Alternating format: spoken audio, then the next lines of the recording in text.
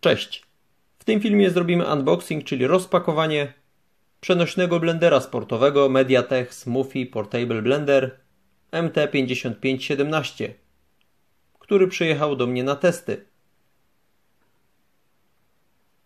Urządzenie to posiada wbudowany filtr zatrzymujący niezmielone resztki, tak jak pestki, skórki, ogonki, mieli twarde owoce i warzywa, a nawet kostki lodu, dzięki czemu możemy stworzyć świeży sok lub sorbet w dowolnym miejscu.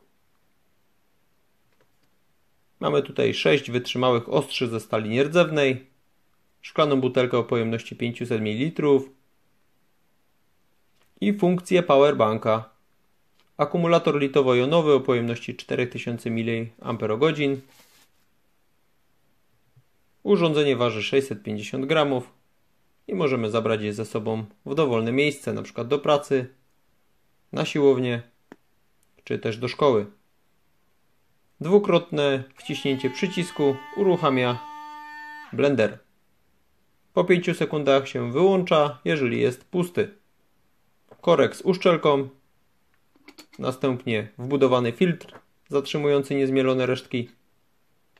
Pojemnik możemy zdemontować i umyć. Tak prezentuje się ten zestaw. Niebawem przetestuję to urządzenie i dam Wam znać na kanale w recenzji. Dajcie znać, co myślicie na temat tego przenośnego blendera sportowego.